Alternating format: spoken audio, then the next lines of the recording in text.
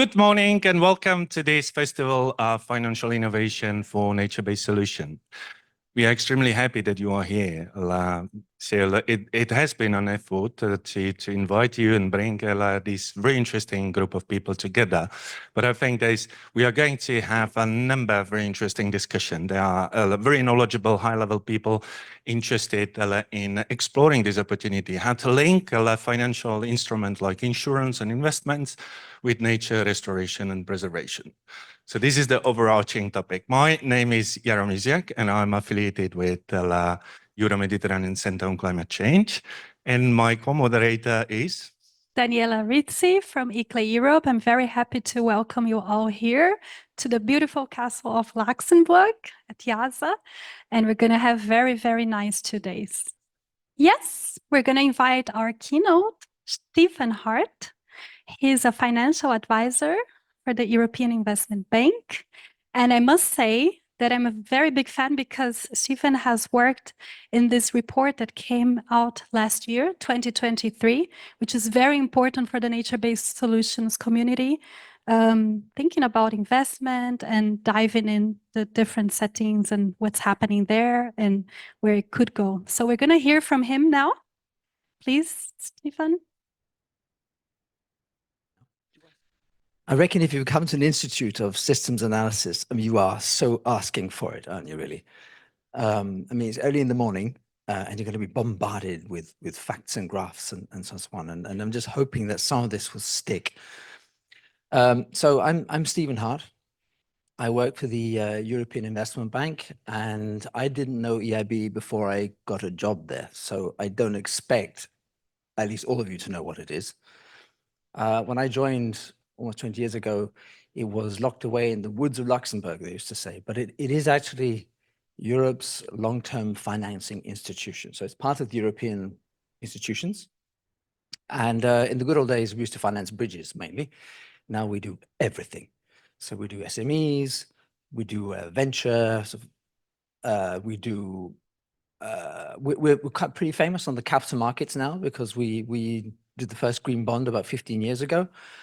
We've grown to a big institution now, about 5,000 people, most of us in Luxembourg, have offices around the world. But this is not a spiel about EIB, and I don't want to bore you with that. It's not a sales pitch. I'm here to talk about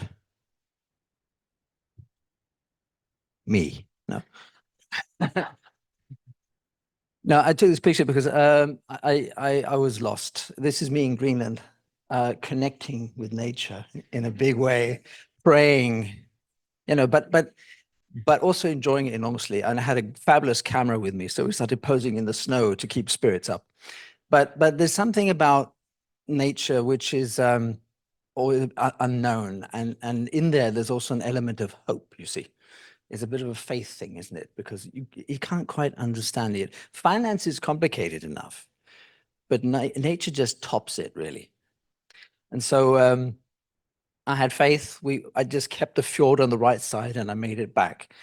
But it just means a lot, you know, coming from say, a rather denuded landscape in Europe. And then you go to these wonderful places like Africa or Greenland and suddenly, oh, that's what it is. So when you see it, you know it, right? So last year, fast forward, we produced a report about the same time last year, which summarized our experiences with investing in nature. Now, we had run the so-called natural capital financing facility for about 7 years, which was a bit of an uphill struggle, I can tell you. But it yielded a lot of very valuable lessons. And on top of that, we then did a survey of the market, project developers, financiers, everyone out there, to see what was on their mind. Were they engaging with this or not? We also had this huge database. We established a database of MBS projects to try to, well, just get a bit of a, I don't use the word, but taxonomy of what MBS really is in reality and what solutions dominate. So it was also a bit of a methodological exercise. we had to divide it into a number of landscapes, and you can do that a number of ways. So we picked 6 different landscapes, and we looked at the players in those landscapes, and really try to imagine what the motivations would be for private investors. So it was framed in a certain way, and you can always debate if that framing was appropriate or not, but it was around understanding motivations for private investors. And look, the conclusion wasn't like hugely surprising. Public funds still dominate. In fact, private investment accounts for about 3%. It belies the fact that even a lot of public sector entities ultimately get their financing off capital markets. So you could have structured the question a bit differently, but I mean, utilities, for example, are massive players in this space. But again, they go to capital markets, right? Money has to come from somewhere. Agriculture, of course, came out as this famous, infamous sector because it actually does receive a lot of funding labeled environment. It's just nobody knows where it goes. And so if you look at successive audits of agricultural policy, it's just not measured very well what the outcomes are. And if you look at the trajectory of birds on farms, well, you know, you don't need to go further than that. But the good side is that if all this money were actually deployed to its intended purpose, you'd actually be halfway there on agricultural land. Bear in mind that that's about half of EU territory. So a lot of private investors are showing up at conferences and posting on LinkedIn and making everyone feel like they're missing out. Most private investors are interested, but they're still on the sidelines. However, there are a couple of finance institutions that have been chipping away at this, like us, for many, many years, and are still committed. They've got up, still standing. And so we see this whole market, as it were, growing, but organically, just not, you know, it's not exponential growth, say. The one thing that you'll encounter if you're trying to invest in this is that projects are small. And in a highly competitive financial space, that is a problem because your fixed costs are there, salaries, your heating, and it really makes it very, very difficult to reach out to small projects. You need sizable operations. Maybe the more objective side of this is that there's a sort of a correlation between small, early, and risky. That's another reason. So the financial sector really want big projects. Institutional investors are right at one end of the spectrum. They don't get out of bed for less than, say, 50 million per transaction or 100 million. And what's more, institutional investors, they're pretty set in their ways, which is, and what's interesting is that a lot of people spend a lot of time talking to the wrong kind of investors, really. I mean, you're talking to investors that basically don't want risk, don't want to do any work. They're not really made for this space. Luckily, there are investors out there, impact investors, people who know this sector better, who are committed. So it's kind of a question of choosing the people you want to be talking to. You know, if you look at the level of what's going on at project financing level, again, there's a huge diversity. And bear in mind, nature investments are not generally very liquid, which is already a bit of a problem for many financiers. I mean, if you look to the venture space, people want to increase the value of something and then sell it. It doesn't work that way with nature. I mean, nature takes a long time to build up. It's very local. It's built on a consensus. It's anchored into people who live on the land. So it's a really different setting, right? And then finally, I mean, there's a massive confusion in terminology. People will talk about financing when in fact they meant a present. So there'll be a donation or whatever, and they'll because it came from a private entity, they'll talk about investment. Now, okay, just to say that it does confuse the mind a bit, because generally if we say investor, we mean someone who's looking for a financial return. It's repayable finance. Another one, which is perfectly forgivable, is this confusion between funding and finance. So funding or finance is kind of the stuff that bridges your expenditures with your revenues. Funding is actually what it makes it work. It's the money that's coming through the door at the end of the day to repay the financing with. And that distinction again is very important, because they lead to two different places. I mean, if the ultimate source of money is you and I, as customers or taxpayers, it's about affordability, it's about willingness to pay. Financing takes you into the whole domain of credit risk, for example. So there are some sectors that really come through as best in class, things like the water sector or forestry, for reasons that I'll explain a bit later. But it's basically because their whole culture, their time frames, their space are aligned with natural processes, right? So if a water company basically has a planning and pretty much a financial accounting framework, which is 30 years, when they make investment decisions, they are taking into account the future. In forestry, you're thinking about the value of this forest 30 years from now. So it's just inherent to these sectors to think that long. And it's also inherent that you have large space so you can capture benefits from nature at a sort of financially meaningful way, right? So these are just some of the projects on the NCFF. Now, NCFF was this instrument that we experimented for 7 years together with the Commission. It was market-based, and we did so because the purpose of the NCFF was to convince other market players that this was a good idea. So we applied conventional financial approaches, conventional risk management approaches, conventional risk pricing. That is a very, very high bar to set for this sector. And it took a long time. And you can interpret it in different ways, but we pulled it off largely. But it just demonstrates one thing, that in the world of finance per se, everything under the sun has been done already. You know, we're not about to invent some crazy new financial technique. It's all there in the world of finance, right? Because people tend to think, you know, innovative finance will crack the code, but actually all this stuff has been done. I mean, go back to the mid 1800s and you had the wildest PPP constructions, you know, for real railways. I mean, it's go back, you know, the world of finance is old, actually.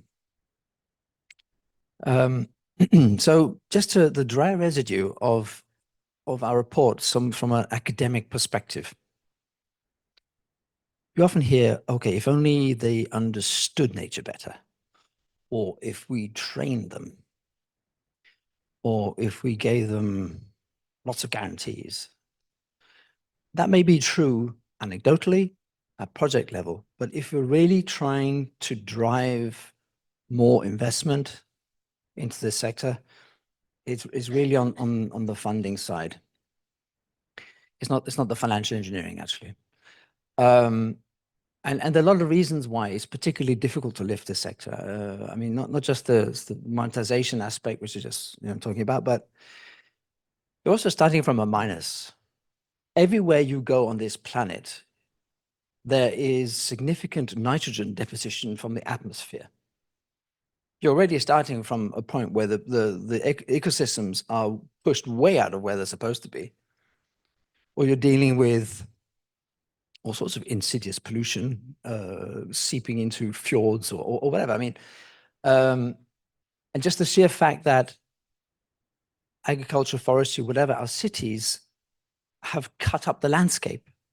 That is just a massive negative externality on nature in a way. So you're starting from a negative here, and within nature markets, you have to fix what the other markets have done first, right? So starting from a negative point.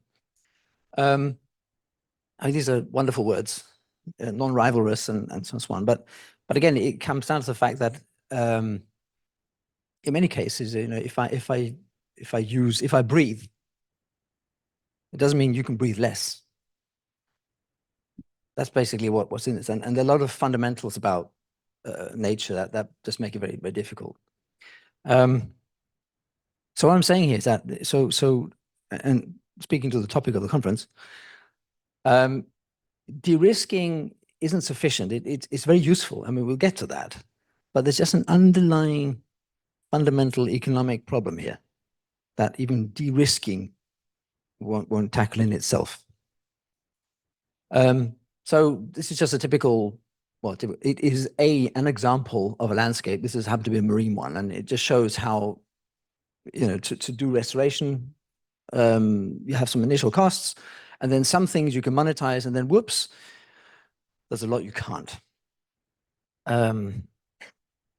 Just to focus the minds a bit, that's all. So this is about funding. So it is early in the morning, but you did come to this conference. So now, risk to a financial person can really mean different things. I mean, put it this way, some people are risk off and some people are risk on. So a lot of people out there make their money on managing risk. So risk per se is not a bad thing. In fact, most bankers will say, where there's risk, there's opportunity. I mean, it's a bit pathological, but you know, but yeah, it's actually how it works. I mean, if you're looking at the world of innovation, this is true. It's not that you like the risk per se, but you can manage it, and you manage it better than someone else. So, you know, it's a good business for you, right? I'm not originally a banker. I actually came from engineering, and I took a degree, and I was hanging around bankers, picking up the words, and then eventually I thought, oh, I better get a degree in this, and so on and so on. And there's a few things that I learned, and in that when people discuss risk in the financial sector, so very often it's not about numbers. It's a much more qualitative way of looking at risk. So you think more in terms of colors and textures. You know, do we do market risk? No. But you know, we're happy to take, say, public sector risk in say, wind farms or whatever. So you think about the kinds of risks that you're willing to take on board as an institution, and they're related to your mandate. And it's useful because it's very easy to think in numbers too quickly, but it's really about the kinds of things that you're happy to deal with. And you have some energy people who say, we eat wind risk for breakfast. You know what I mean? They're just, this is what they do, and they do it better than others. Whereas others wouldn't ever go there. All right, okay. Then I'll be very quick.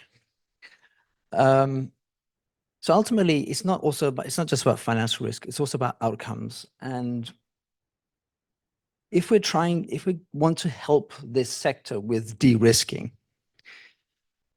we need to understand why this is different. So above, you know, you have a very sort of traditional infrastructure project where you talk about so planning risks and construction risk, market risk, regulatory risk in the long term. I mean, societies change their mind about things down the line, 30 years from now. It's hard to predict. With the nature space, frankly, we have our own anatomy, really, which has a lot to do with the way nature is very different. It grows. I mean, nature makes nature, right? Forests can't grow themselves. And if we're working with, say, policy-based partners, and I will call that blending, could be public sector, could be private, whatever. It's very important that we understand at what point we have done our job. So in terms of the intended outcomes, because as opposed to infrastructure, which has a very finite life, nature is infinite. I mean, do we keep monitoring this stuff for 5 years? So you kind of have to define, when have we done our job well enough? And this is, I think, a very important thing to consider when we're trying to de-risk this sector. And the other thing is, because this is so short of funding, because of these risks, because of the urgency, and because of the scale of assistance that it will need, to make this work, we need to be efficient in the sense that it has to be very practical and targeted, easy to use. So I'll kind of leave it at that. And if anyone wants to know a bit more about what we do in terms of advisory, I'm around. You might be interested to hear about the kind of advisory, say, we provide to promoters and project development. So there we go. That's us.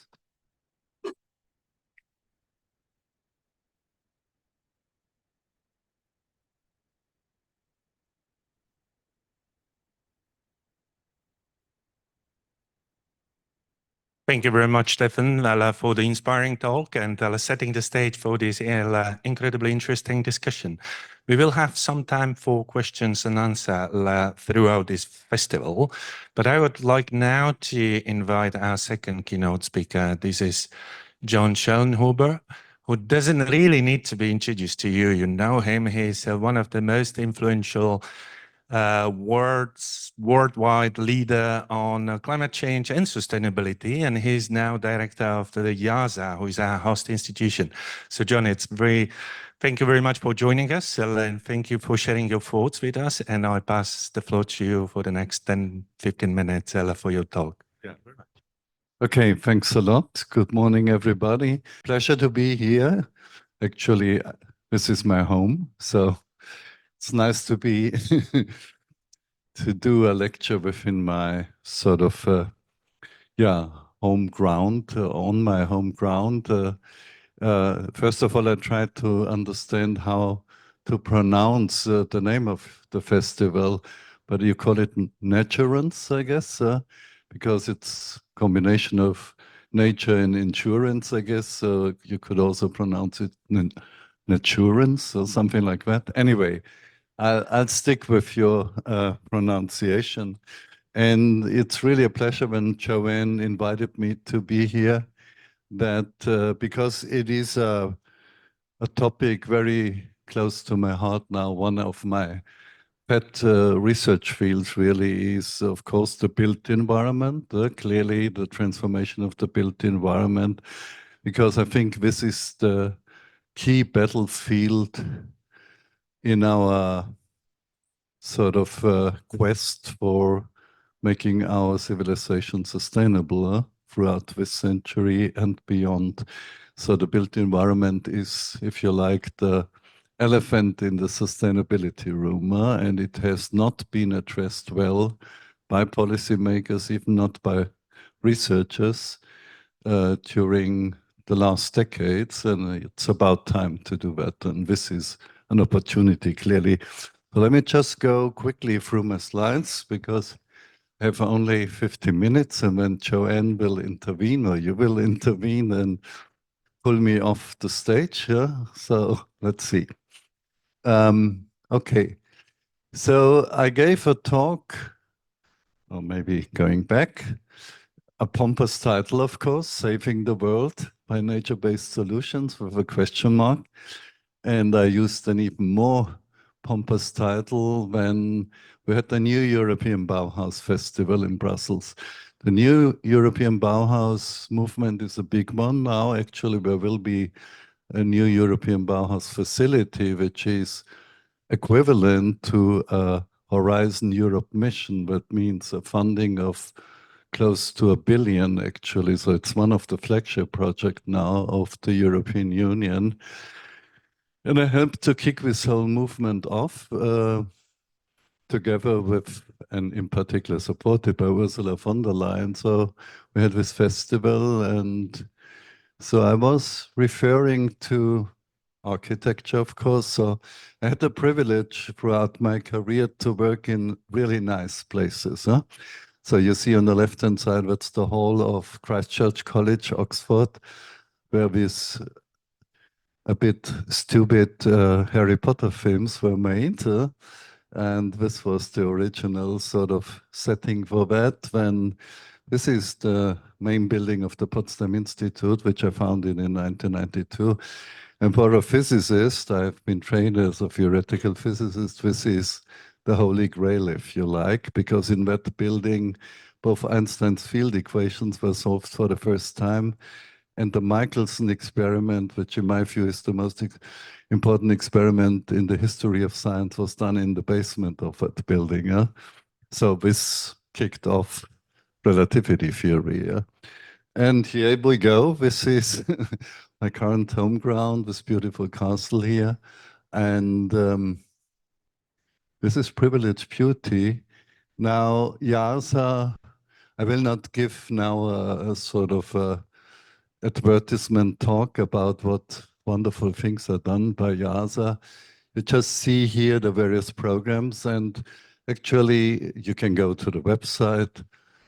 It's not a brilliant website, I have to say. We have to improve it a little bit. It has become a little bit obsolete.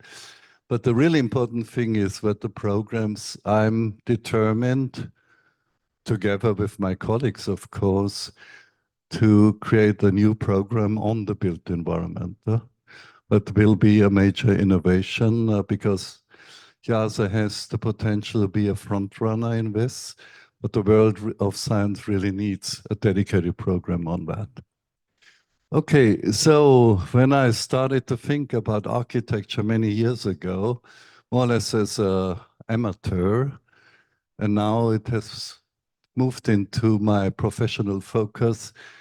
When in the 2000 years, you know, there was this very cynical approach to architecture. So here's a typical product, star architecture. So star architects give me 2 billion and I build you an eccentric building in the middle of the city of London, which is completely useless, but it boasts that I'm one of the financial investors and a top billionaire in the world. But the reality of people living in cities, in villages, and so on looks like this. So on the left-hand side, this is an aerial view of Cairo, currently the biggest city in Africa, 20 million people. Would you like to live in that environment? For example, on the left-hand side, maybe some of you do, but I doubt it. This is Lagos in the middle, which is a big lagoon, more or less, and these are floating slums, actually, ingeniously made. But this is not driven by luxury, it's driven by poverty, of course, and all the reverberations of climate change. And the city to the right is Bukavu in the eastern part of Congo, which is close to hell on earth for many reasons. I traveled there as a young man, and ever since it's very dear to my heart because I think the Congo itself will be one of the most important countries in the future if we achieve the transition from a fossil industrial society to a bio-based society. Yeah? So the bioeconomy will then have to rely on the assets which you now find in the tropics, not in the Middle East, because extracting oil and gas will not be the value proposition of the future. It will rather be nature-based solutions, of course. And when a city like Bukavu may become the capital and a financial hub actually in the bioeconomy, it's a vision, it's a dream, but it may come true. So talking about Africa, the built environment is also so important because human population will grow by another 2 billion people, probably, at least. And almost all of them will be in Africa, for example. So just accommodating in a decent way another 2 billion people is one of the biggest challenges of human history. If we build everything in concrete and steel, that alone will add so much CO2 to the atmosphere that it will break across all the Paris lines. And even worse, if we do some calculations, you know, there was this paper by very close friends of mine. Global heating will push actually the inner tropics outside of the habitable space on Earth. That would mean in Africa, on the one hand, you have additional 2 billion people, but at the same time, you will lose the habitable space for 2 to 3 billion people. So what to do with them? Would we all move to Europe, for example? I mean, given all the political trends, it's completely impossible. So if we don't find a solution for that, what would, by the way, happen under the current realistic scenarios of global change? Because this is based on all the national climate policies we have across the world. So if we would be fully implemented, all of them, which is unlikely, by the way, we would end up with 2.7 degrees warming by the end of the century. And that will actually make 1/3 of the currently habitable space uninhabitable because of the combination of temperature and humidity. Yeah, you know, humid heat is something you almost cannot stand. You cannot survive without an air condition. So this is a tremendous challenge. That is where we are right now. You've seen these charts before. The last 12 months, actually, we are beyond 1.5 degrees warming already. So we are approaching all those tipping points now. So what's the solution? If you may call it a solution, what is the name of the game now in the next, I would assume 200 years? That is overshoot management. So you see here the Paris lines, 1.5 line already broken, 2 degrees.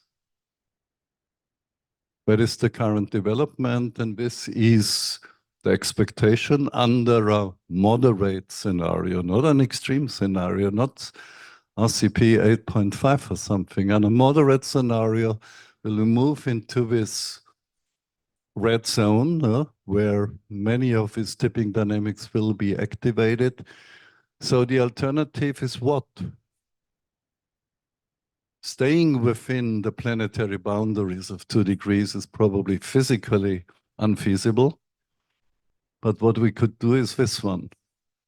We could try to keep the overshoot as flat and short as possible and then move back to the Holocene climate. I would assume 1 degree warm and above pre-industrial is still a safe space, but not going beyond that.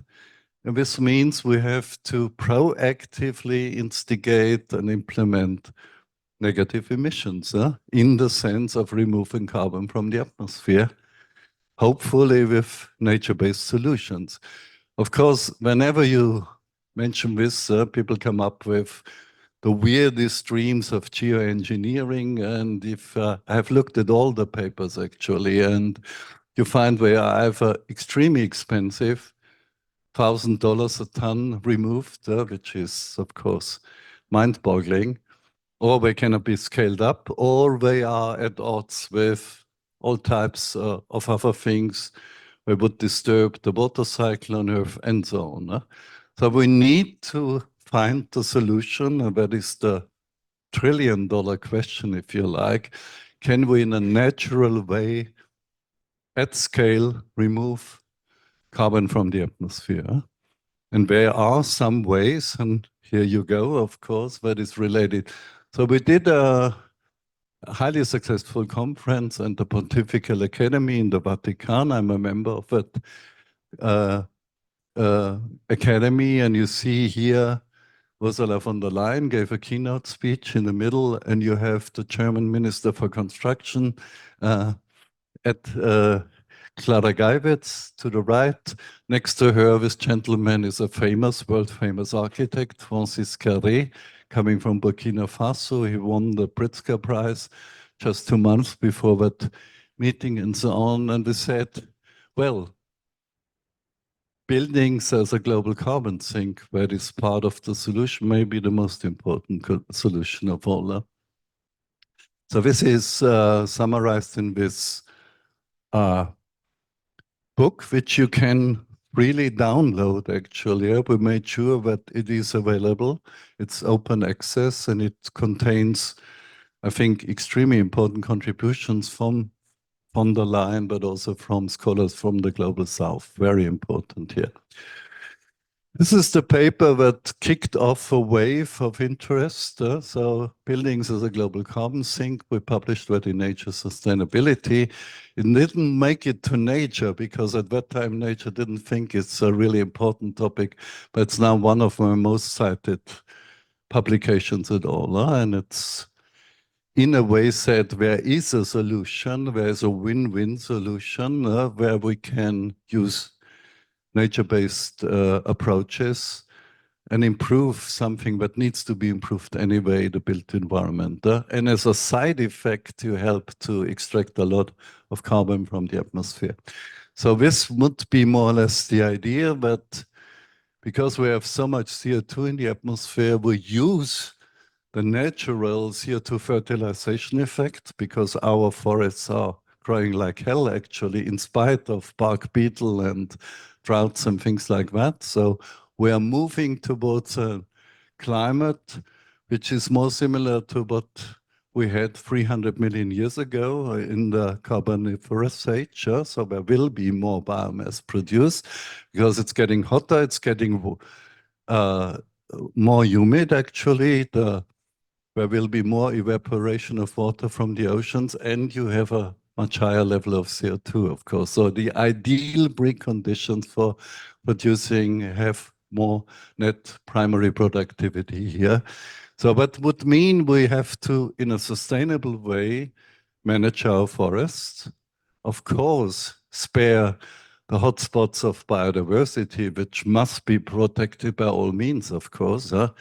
But where we have a billion actually hectares of degraded land, which could be reforested.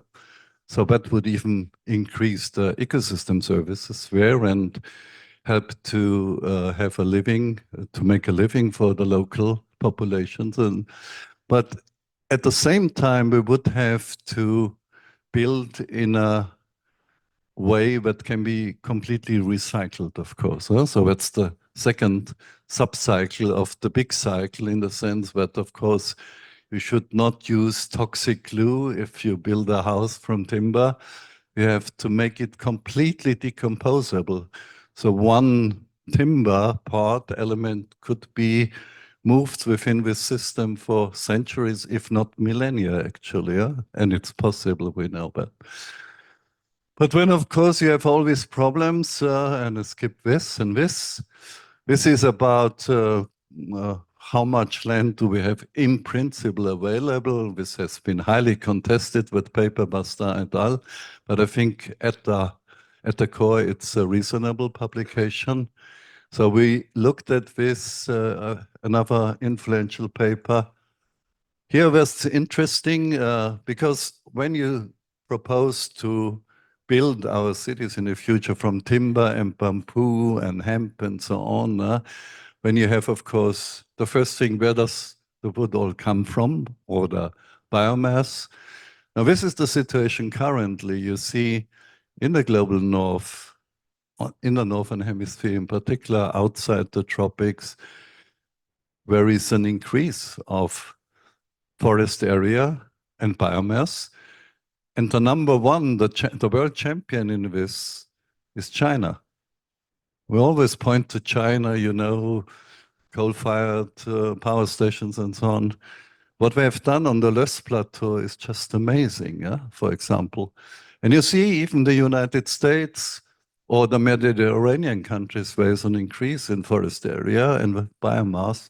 The problem still is in the tropics, where you have this just almost criminal deforestation for soybeans, you know, for cattle and so on. This has to be stopped, of course, but only if we change in Europe our consumption patterns, of course. So we have a responsibility for doing that. But this is going okay, and then, of course, you can come up with these beautiful examples. Trick Brick is working with calamity wood, for example, calamity timber. So it's almost a Lego system, you know, like this children's puzzle, and you can do this. And Concula is trying to retrieve timber from the built environment already existing. You have beautiful ideas. This is in Upper Austria, a company, Wiesner AG, who are building this fantastic tower now in Australia, which outside is timber and inside it's a farm, if you like. It's really amazing. And so on. Shigeru Ban, one of the world-class architects, a good friend of mine, has done this Japanese pavilion already at the Expo 2000, so he's a visionary, clearly, and so on. Of course, the problems. These are the slides provided by Joanne to me. I mean, of course, how do you insure now wooden buildings? And here, just, I know I will be pulled away from the stage as I expected. There are solutions here, clearly. Insurance is reluctant to do it, but actually we can show that it's a nice book by Pablo van der Lugt, Tomorrow's Timber, who summarizes all the technical progress we have made in order to, for example, by charring the surfaces of timber, we can actually solve all this problem. The second thing is, I just wanted to say, I recently had a meeting with the biggest private forest owners in Germany. So we had just 12 people in the room. They represented close to 1 million hectares of forests. They are running them, the CEOs of the biggest companies. And I leave it with this remark, actually. They said, currently, if you look at the cascade of how forest products are used, you find that more than 50% of the timber, the wood actually, is burned. It's just used for energy use, which in a way is crazy because we want to have long-lasting products, of course, which if you build from timber that can last for centuries. Now, they tell us, the people who are in the market, they tell us there are two reasons why they are producing so much firewood. One is they have to actually tend to the forest in order to reduce the risk of wildfires or forest fires. It is absolutely necessary to just not leave the dead wood or the calamity wood in the forest. And the second is, there is so far no market for calamity wood. So if there is a market on that, if we have new construction principles and fabrication principles, engineering wood and so on, then we would be more than happy actually to feed it directly into that market. But so far, it's not a business case. And the other thing is you have to reduce the risk of wildfire. And this is another part of the universe of insurance when you want to use nature-based solutions. And now I'll stop here, and because I don't want to spoil your show here. Thanks for listening.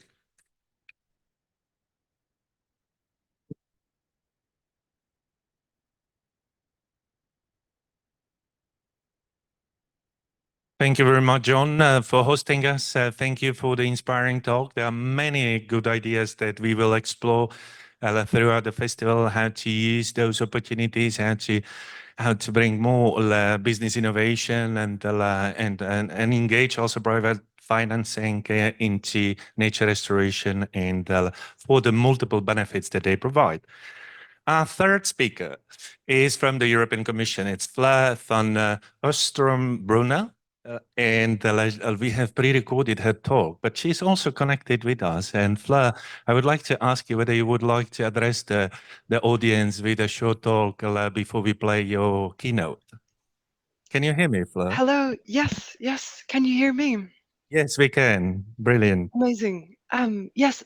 Thanks a lot for giving me the floor. So just to briefly introduce myself, my name is Fleur van Ooststroom-Brummel. I work for the European Commission for the Research and Innovation DG.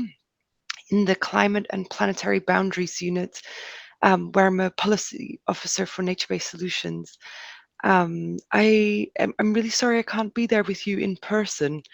And first of all, thanks a lot to Stephen and Hans for the very interesting presentations that they've made. So yes, I pre-recorded a presentation which also has slides and a lot of details. So I invite you to have a look at this either now or during the festival. But thanks again, yeah, for giving me the floor to I can quickly, yeah, cover the main points in terms of what we're working on from the Commission side. So increased investment into financing into NBS and biodiversity, as well as sort of better engagement with the private sector and the financial sector is a very important area for us in terms of research and innovation at the Commission. On one hand, this is because we need to give value to nature, also in monetary terms, in our financial and economic systems, to ultimately stop the degradation and to make sure that we keep enough nature also on this planet to keep living here comfortably. On the other hand, and also as Stephen talked about during his presentation, simply removing market barriers isn't going to solve the problem, as it's part of a much bigger problem in the way that our economic and financial systems are also structured. And here we really need transformative change, which is urgently called for by IPES. And we need to look at how we can restructure our society and economy in the way that we value things, which makes sense for most people. So in terms of R&I and Horizon Europe, we've invested a lot into biodiversity with hundreds of projects supporting the implementation of the biodiversity strategy. We have a 7.5% annual spending target under the European's long-term budget, which need to go into biodiversity objectives. And this percentage is going to increase to 10% in 2026 and 2027. This is set at the EU budget level, meaning it applies to Horizon Europe, but also to all sorts of funding, including InvestEU, cohesion funding, and so on. And we believe that this will really set or play a key role in creating enabling regulatory and a market environment to achieve these biodiversity goals. And in terms of R&I projects under Horizon Europe and Horizon 2020, we've invested also approximately 665 million euros in over 76 different NBS projects. And under this sort of portfolio, there is a cluster of projects working specifically on the private and financial side. We have, of course, NATURANCE, which all of you are very familiar with. We also have projects working on the nature positive economy, more from a conceptual side, as well as upcoming projects looking at the macro financial risks associated with biodiversity loss. So yes, the breadth on research is quite sort of broad in this area. But yeah, with this, I would like to invite you to have a look at the presentation that I recorded. And I will stay connected during this plenary. So if anyone has any questions for me, please also go ahead. Thank you very much. Thank you very much, Fleur, both for being with us and also for pre-recording the message. We will play it out now. So just to remind our audience, we have approached a number of high-level speakers from European Commission, European or international organization, distinguished researchers. And those that couldn't join us today, we have asked them to record a short message or a keynote. And this is all available from the digital library that you have access to. These are digital library of this festival, and we will fill that more with the content. So this is the talk of Fleur.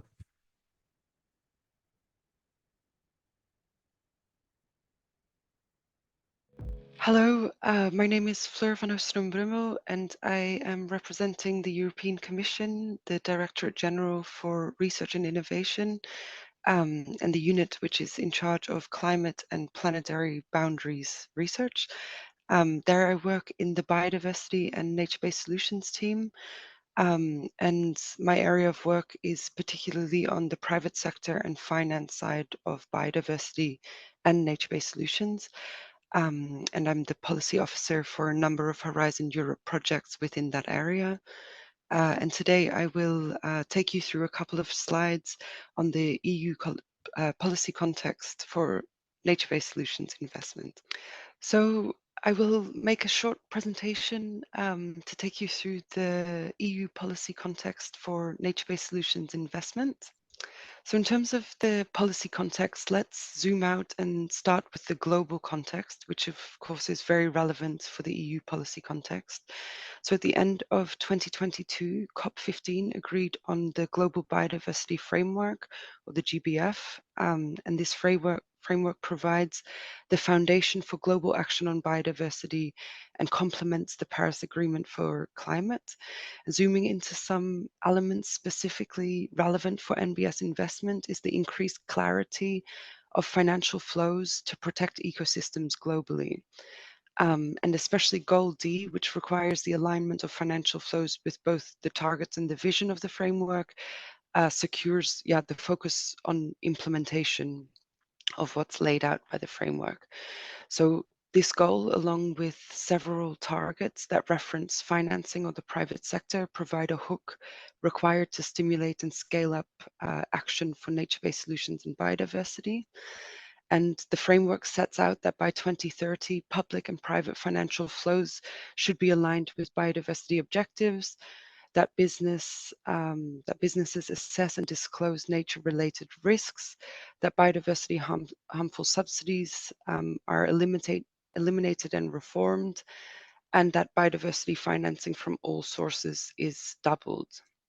And most governments are already underway to update their national biodiversity strategy and action plans that translate these goals and targets into their national policy and regulation, which will include financing strategies in terms of how this will be funded. Then zooming into the EU policy context, so the EU has increasingly been focusing on nature positive policies as part of its broader sustainability agenda. And this includes initiatives aimed at biodiversity conservation, ecosystem restoration, sustainable land use, and of course, nature-based solutions. And the key framework here is the European Green Deal. In terms of policies and strategies that come under the EU Green Deal, the main ones concerning NBS investment are the biodiversity strategy, the taxonomy regulation, the proposed nature restoration law, and the 2030 climate targets. And here I also want to note that the 2040 climate targets proposal was published earlier this year. And this proposal launches the process of setting sort of the next intermediate milestones towards the 2050 climate neutrality objective, and intends to ensure long-term predictability for stakeholders as well as for investors. And this is important due to the political unpredictability at the moment, and also especially because the climate and biodiversity crisis cannot be solved in isolation, and they need to be looked at together as symbiotic and reinforcing. And then finally, we also try to mainstream nature-based solutions as well as biodiversity more generally in all EU policies and regulation. For example, this includes explicit or implicit references in the climate adaptation strategy, the urban greening plans, the flood directives, the marine strategy framework, the zero pollution action plan, the bioeconomy strategy, and the list, goes on and on. So to zoom in, the EU biodiversity strategy for 2030 outlines specific actions to halt biodiversity loss and to restore ecosystems, including through nature-based solutions, emphasizing the importance of private sector investment in achieving these goals. And the strategy highlights the need for significant increases in public and private investment, making the most of all relevant EU programs and financing instruments. And one of the pillars of the strategy is transformative change. as you can see on the slide, which of course is necessary to tackle societal challenges, and which is why we are also mainstreaming biodiversity and nature-based solutions in the economy. Then, so the Green Deal encompasses various fiscal and financial policies to promote sustainability. And one of the key elements here includes the Sustainable Finance Strategy, which aims to integrate environmental factors into financial decision making. And under this, the EU taxonomy regulation establishes a classification system for environmentally sustainable economic activities. And under this regulation, last year, the EU adopted a delegated act on environmental considerations. And this constitutes the opportunity for increasing investment in natural capital and projects that substantially contribute to biodiversity, including nature-based solutions.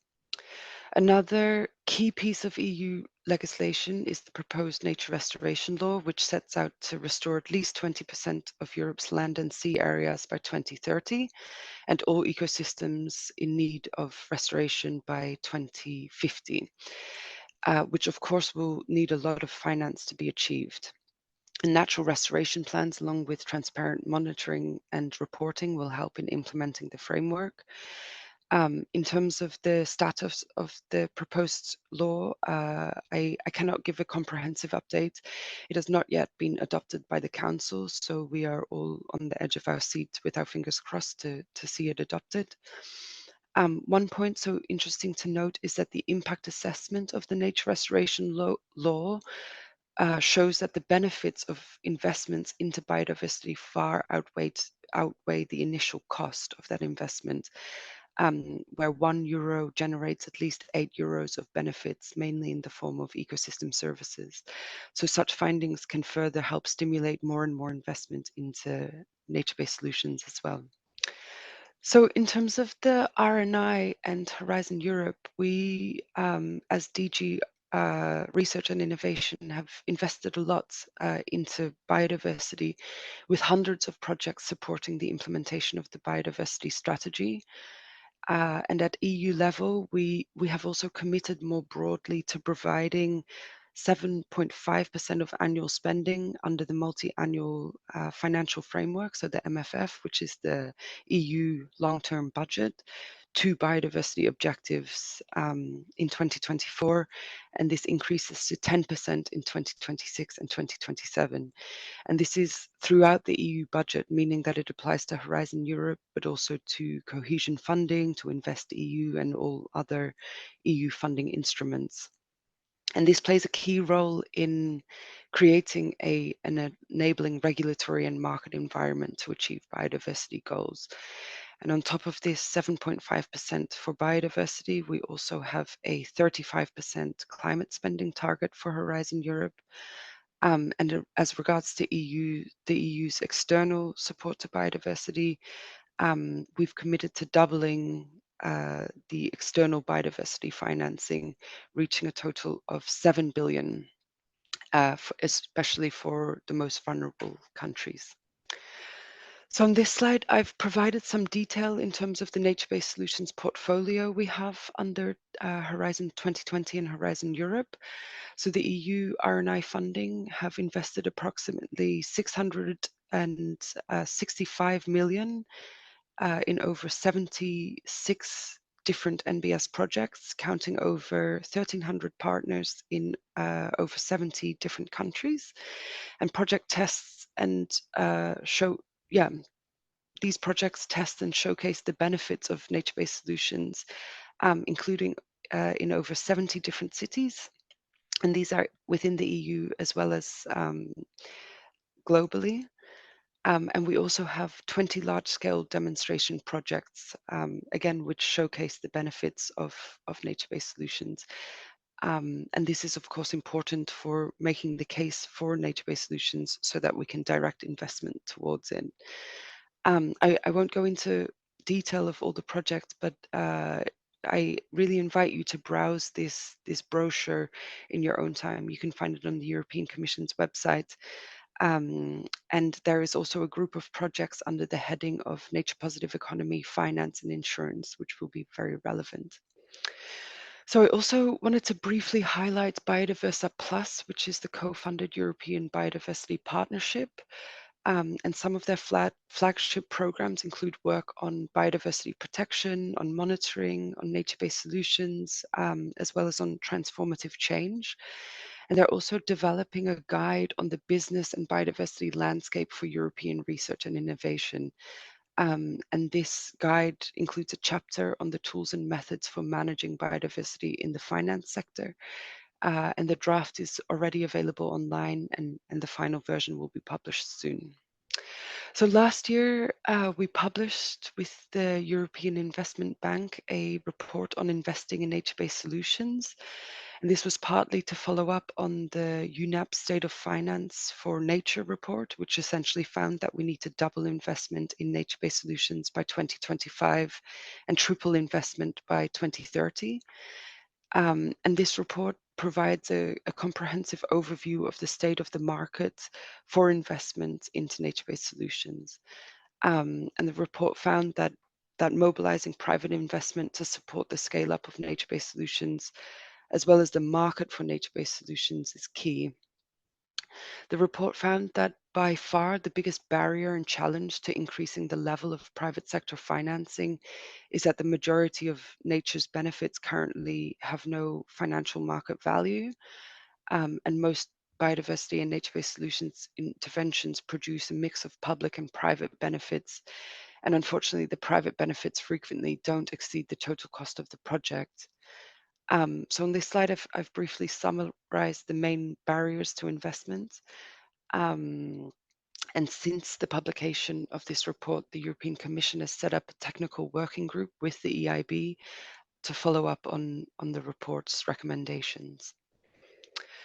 So the European research community on nature-based solutions and biodiversity is extremely active. I won't go into all of the things listed on this slide.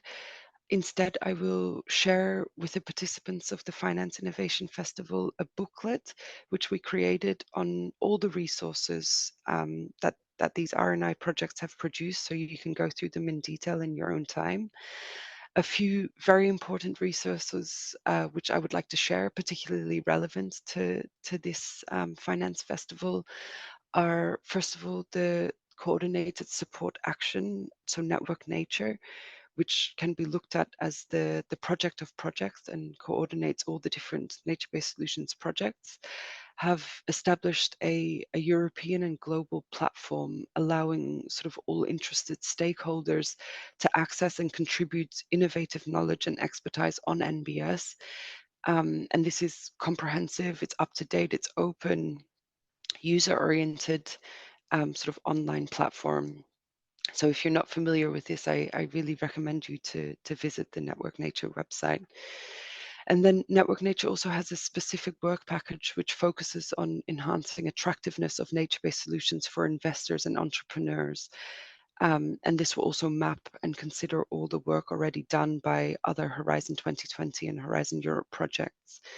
And similarly, the horizontal task force 3 of Network Nature, which aims to support and accelerate private sector uptake and stimulate private investments, very actively works within this area. There are, of course, many other resources which are very relevant, but too many to name in this short presentation. So again, I advise you to consult the booklet we will share after this presentation. Yes, thank you very much for your attention and for listening to my presentation. Thank you very much, Fleur.